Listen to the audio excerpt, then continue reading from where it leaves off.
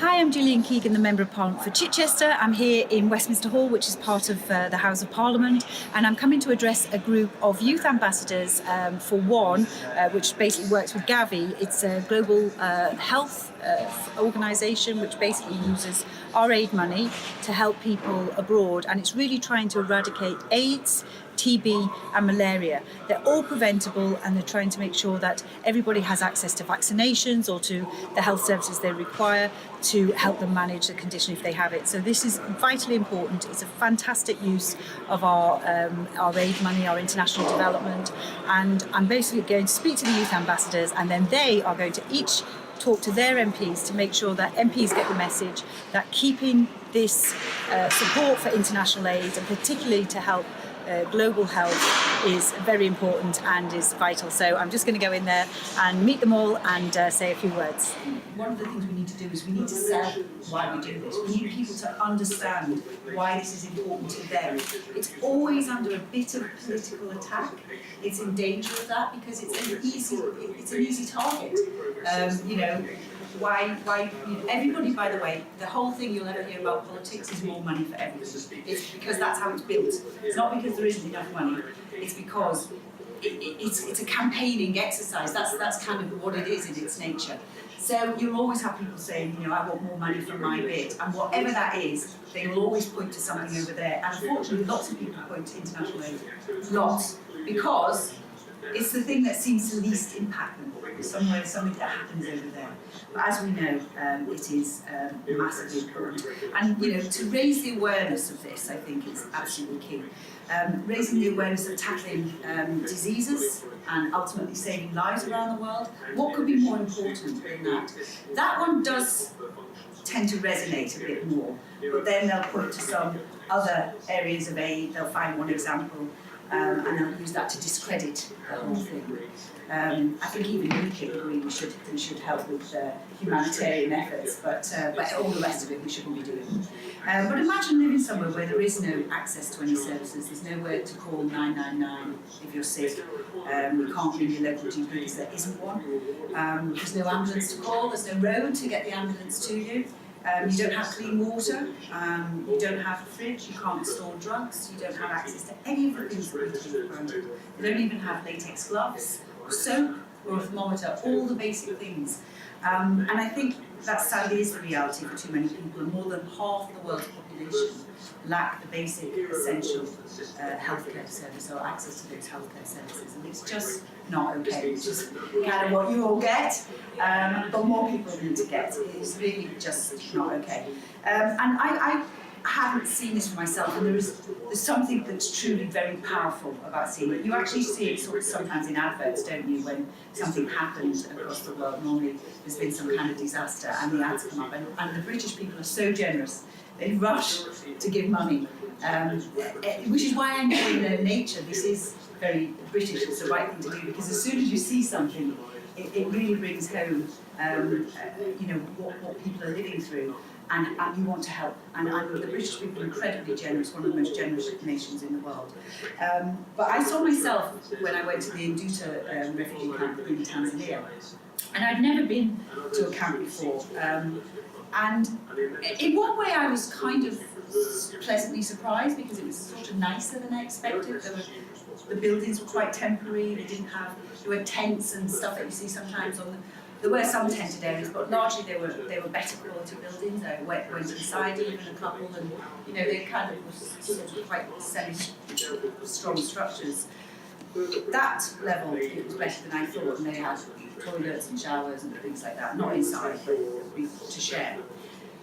But there was the lack of hope was what really struck me when I was there, because in these camps you couldn't actually go anywhere, you couldn't go out, you couldn't work, and that's maybe okay for a short period of time. People in this camp have been there for years and years and years, some 13 years. And I played football with a group of people. The other thing that struck me is they still get to watch some television, so they can set up like a television. And football is unbelievably powerful. Now, I'm from Liverpool, so of course Liverpool Football Club is by far the greatest team in the world. And there was even a kid who had recognised this and was wearing an LFC shirt in the Tanzanian camp, but they also had Man U and Man City, and it was all the English clubs. I think there was one Barcelona.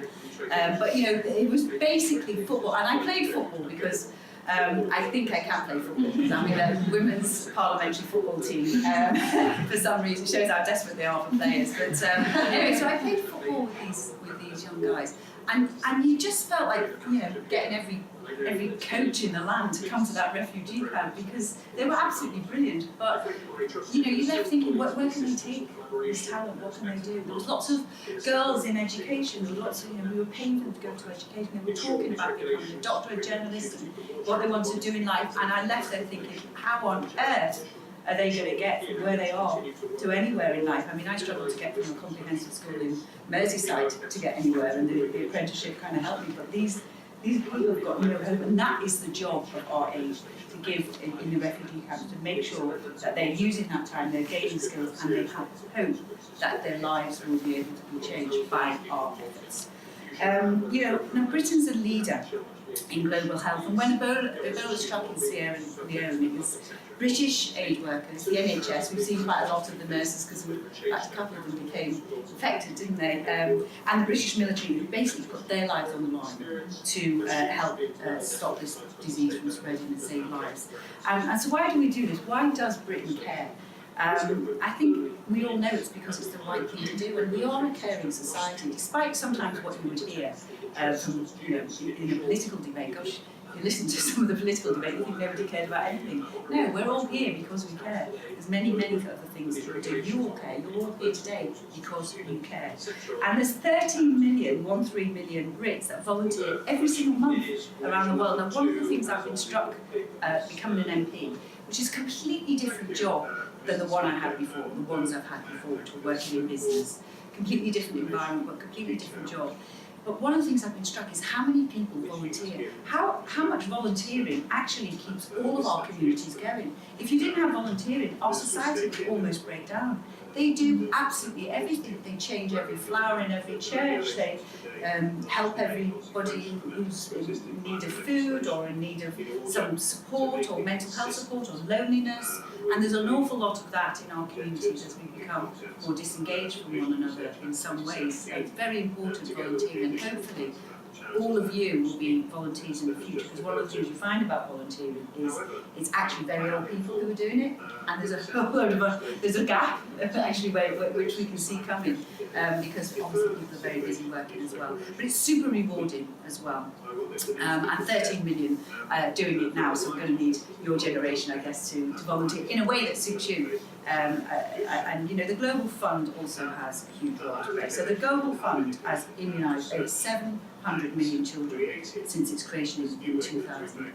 700 million children. It's helped to save 27 million lives since its establishment in 2002.